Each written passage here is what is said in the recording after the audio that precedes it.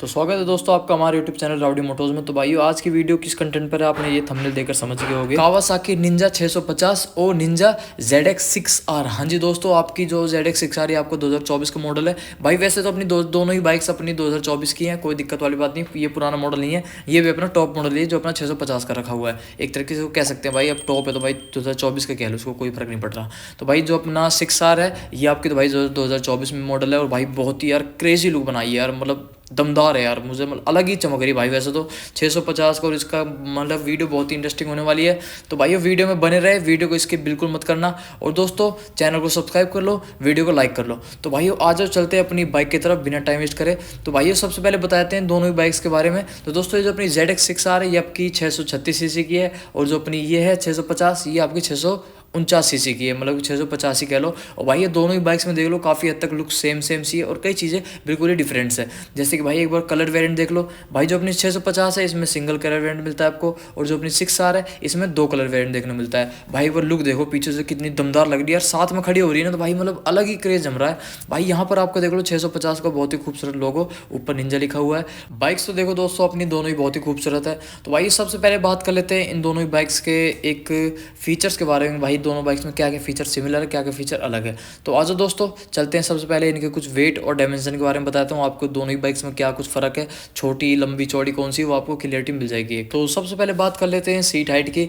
तो अपनी जो निंजा 650 है, हाँ जी जिसको आप देख रहे हो, इसकी सीट हाइट आपको मिल जाती है 690 mm, और जो अपनी ZX6R है इसमें आपको 830 mm की सीट हाइट मिलती है। लेंथ वेट की बात कर लें तो लेंथ आपको मिल जाती है इसमें जो अपनी 650 है 2115, और जो अपनी 6R है उसमें 2025, और मतलब कि थोड़ा सा ही डिफरेंस है, ज़्यादा डिफरेंस नहीं है। और अगर बात कर लें वाइड की, तो वाइड आपको जो अपनी 650 है इसमें देखने को मिलती है आपको 740 mm, और जो अपनी ZX6R है इसमें 710 mm।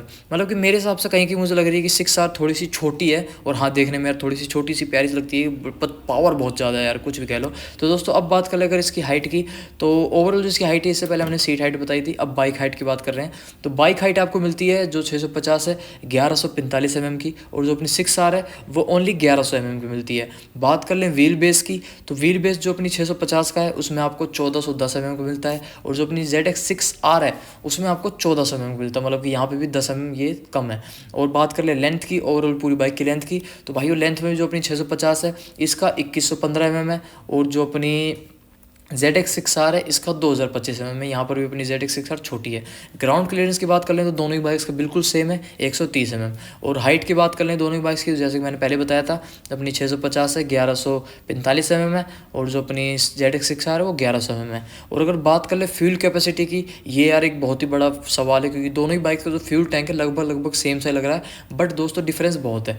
सबसे पहले बताता हूँ आपको ZX6R का। तो ZX6R में आपको 17 लीटर का फ्यूल टैंक मिलता है, और अगर बात कर ले अपनी निंजा 650 का, ये जो आपके सामने है, इसमें आपको 15 लीटर का फ्यूल टैंक मिलता है दोस्तों। हाँ जी, बात कर लें ओवरऑल अपनी बाइक का कर्व वेट का, दोस्तों आपको जानकर हैरानी होगी, तो वेट के मामले में दोनों बाइक बिल्कुल सेम है, मतलब कि एक भी किलो ऊपर नीचे नहीं है भाई।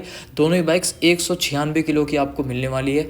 टेल लाइट दोनों की ही LED मिलेगी। फ्रंट ब्रेक डायमीटर की बात कर लूँ तो आपकी जो 650 है इसका 300 mm है, और जो अपनी ZX6R है उसका 310 mm है। पीछे वाले ब्रेक डायमीटर बिल्कुल सेम है, डिट्टो, मतलब पीछे कह सकते हैं कि पीछे वाले ब्रेक का जो सिस्टम है इन दोनों बाइक्स का सेम है 220 mm का।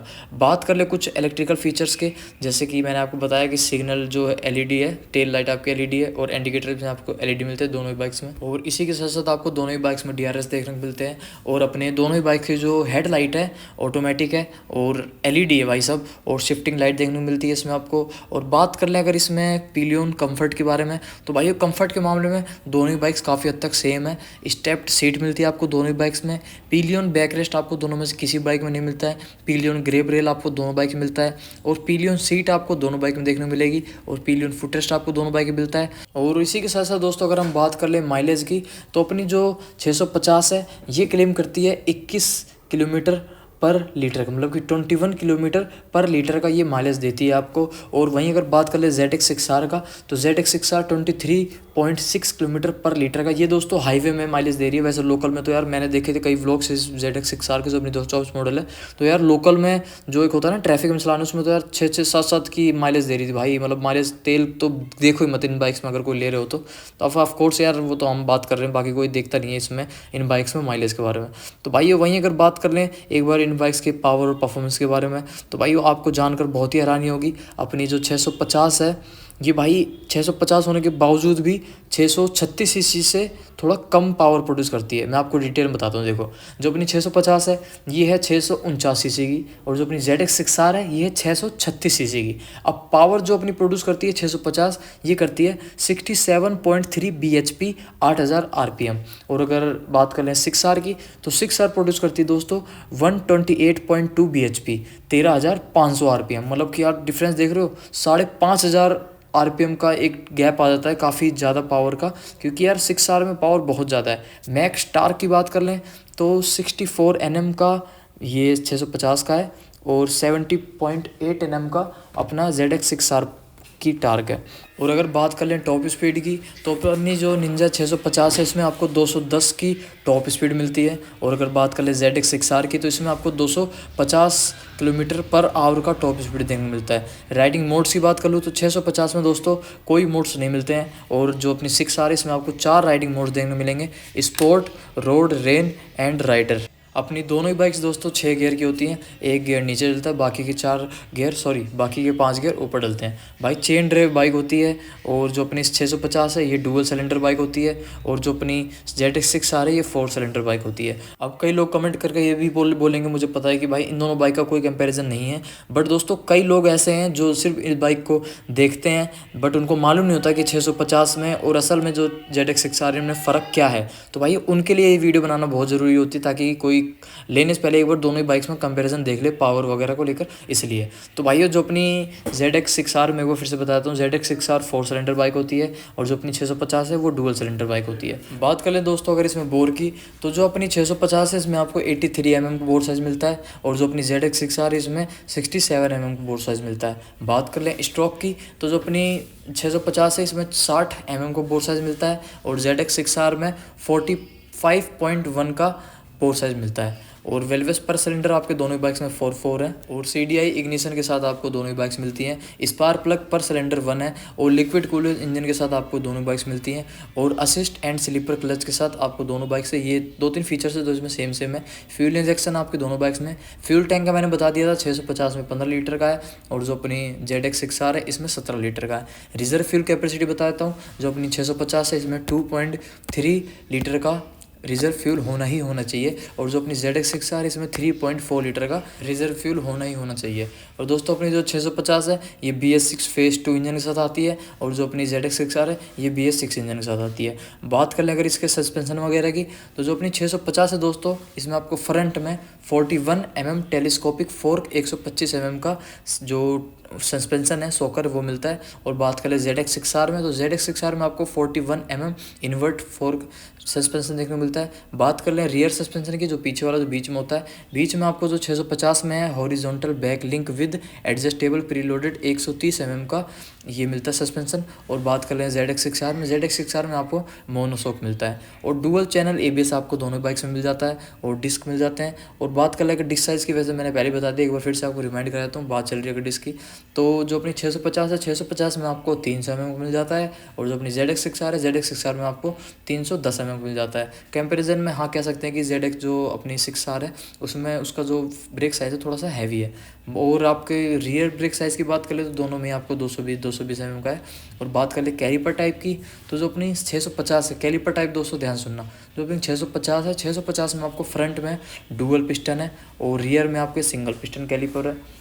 और बात कर लें अगर ZX6R की, तो ZX6R में आपको फ्रंट में 4 पिस्टन है, और रियर में सिंगल पिस्टन कैलिपर है।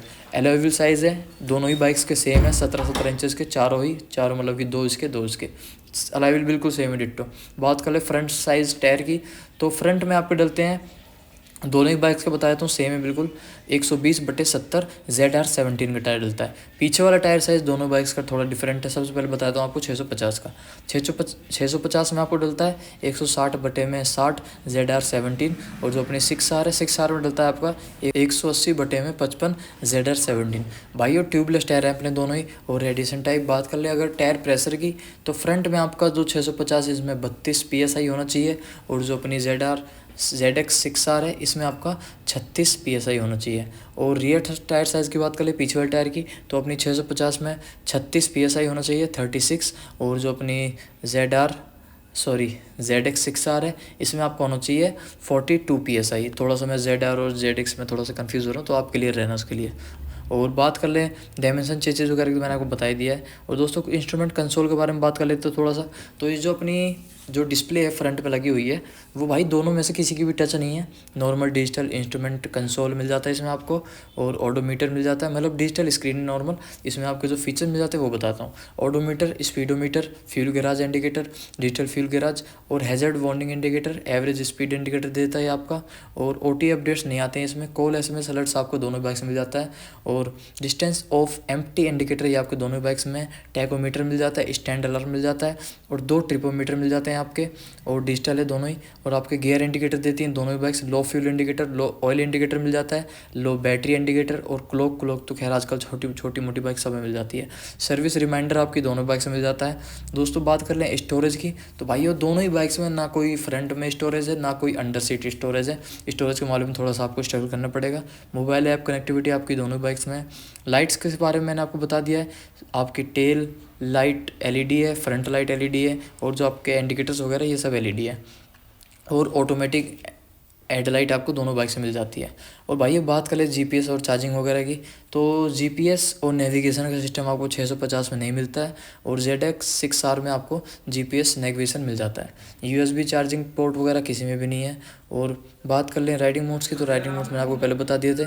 650 में नहीं मिलता है, ZX6R मिल जाता है। ट्रैक्शन कंट्रोल आपको दोनों बाइक से मिल जाता है। क्रूज़ कंट्रोल आपको दोनों में से किसी बाइक में नहीं मिलता है। हैज़र्ड वार्निंग इंडिकेटर आपको मिल जाते हैं दोनों बाइक्स में। और दोनों ही बाइक्स आपकी सेल्फ स्टार्ट है। किल स्विच मिल जाता है। पिलियन कंफर्ट के बारे में हमने बात कर ही लिया है। कुछ एडिशनल फीचर वो आपको बता दूं, जैसे कि आपके जो फ्रंट सस्पेंशन है वो एडजस्टेबल होते हैं 6R के, इसके नहीं 650 के। बट हाँ 650 और 6R के पीछे के जो सॉकर हैं वो दोनों ही एडजस्टेबल है, ये एक अच्छी बात है। तो भाइयों ये तो हो गए इस बाइक के कुछ कंफर्ट और फीचर्स वगैरह की बात, जो जितना भी हो चुका है मैंने बताने की कोशिश करी है। इसके अलावा भी अगर कुछ रहता है तो आप मेरे को ऊपर कमेंट करके बता देना, मैं उसमें आपको पूरी कोशिश करूँगा बताने की। तो भाई फ़िलहाल जो हम अभी आए हुए थे कावासाकी के शोरूम में आए हुए थे, जो कि सेक्टर 61 गुड़गांव में अवेलेबल है। तो भाई अब एक बार दोनों ही बाइक्स में मैं आपको ऊपर प्राइस का कंपेरिजन बताता हूँ, कौन सी बाइक कितने की आपको पड़ेगी।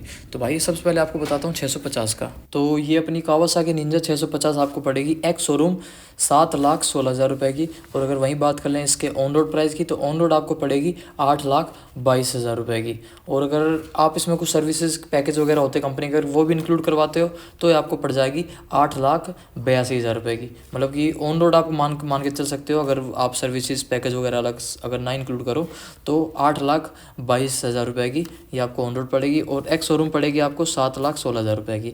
अब अगर बात कर लें निंजा ZX6R की, तो ZX6R आपको एक्स शोरूम पड़ेगी 11,09,000 रुपये की। और अगर ऑन रोड बात कर ले तो ऑन रोड आपको पड़ेगी 12,80,000 रुपये की। और इसमें अगर कुछ इनके सर्विसेज पैकेज वगैरह जैसे कि सेम मैंने इससे पहले बताया था, तो वो आपको ये थोड़ी सस्ती पड़ रही है, आपको 12,28,000 रुपये की पड़ रही है। इसमें पैकेज वगैरह आपको थोड़ा सा मेरे हिसाब से शायद डिस्काउंट कर रहे हैं लोग, वो आप एक बार अपने नियर बाय सर्विस सेंटर में चेक कर लेना। तो ओवरऑल मैंने आपको दोनों बाइक्स का एक बार प्राइस बता दिया है। 650 का एक्स शोरूम है 7,16,000 रुपये, और ZX6R का एक्स शोरूम है 11,09,000 रुपये। ऑन रोड है जो अपनी 650 का वो है 8,22,000 रुपये। और जो अपनी ZX6R है इसका ऑन रोड है 12,80,000 रुपये। मतलब दोस्तों ओवरऑल मैंने आपको सारी डिटेल बताने की कोशिश करी है। इसके अलावा भी अगर मेरे कोई डिटेल रह गई है, आपको नहीं मिली है, तो मेरे के ऊपर कमेंट के सेक्शन में बता देना, मैं आपको वही बताने की कोशिश करूँगा।